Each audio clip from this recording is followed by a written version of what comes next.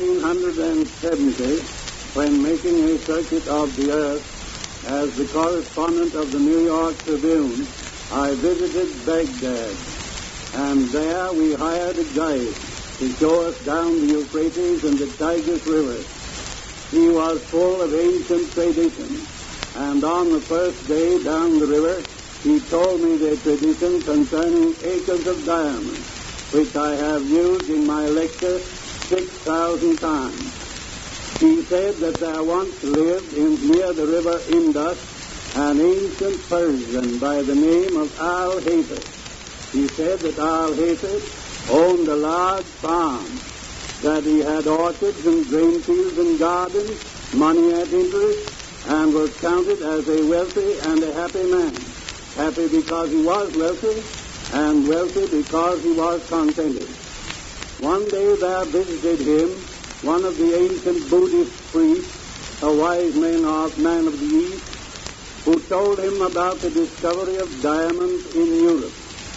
He said that the diamonds were so very valuable that if Al-Hafid had a handful, he could purchase the whole county, and with a mine of diamonds, he could place his children upon thrones through the influence of their great wealth. Al-Hafid heard all about diamonds and determined to seek for them. He sold his farm the next day, and with the money departed, traveling up and down the whole of Europe. He sought in every place where he had heard of any indication of such gems, but finding none, he spent all his money and became very poor, in rags, in poverty, and in hunger. And at last, in despair, he flung himself into the sea on the shore of Spain and sank from sight, never to rise in this life again. When the old guide had told me this half of his story, he left me to go back and fix the baggage. I had an opportunity to meditate upon that story and wonder what the wise point of it could be. For the old guide never told a story but to illustrate some great principle or to fasten upon the mind some special tradition. Therefore, when he was gone, I said to myself, that story must mean that it is foolish for a man to move away from his own home. And very soon afterwards, the guide returned and took up the halter of my camel again and went into the second chapter of his story. When the old guide returned to my camel and took up the halter again, he went right on with the same story as though there had been no break. He entered into the second chapter by saying that Al-Hafid's successor, the man who bought his farm in India, one day led his camel out into the garden to drink.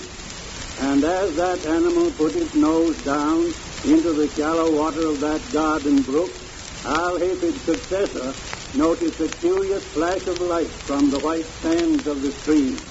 And reaching in, he pulled out a black stone, having an eye of light which reflected all the hues of the rainbow. And he took that pebble into the house and put it on the mantel, which covered the central fires in an eastern house, and then went his way and forgot all about it. A few days after that, this same old priest came in to visit Al-Hafid's successor, and the moment he entered the drawing-room door, he saw that flash of light from the mantel, and he rushed up to it and shouted, "Here's a diamond! Here is a diamond!" as Al-Hafid returned. The old farmer said that Al-Hafid had not returned, and also said that is not a diamond. It is nothing but a stone.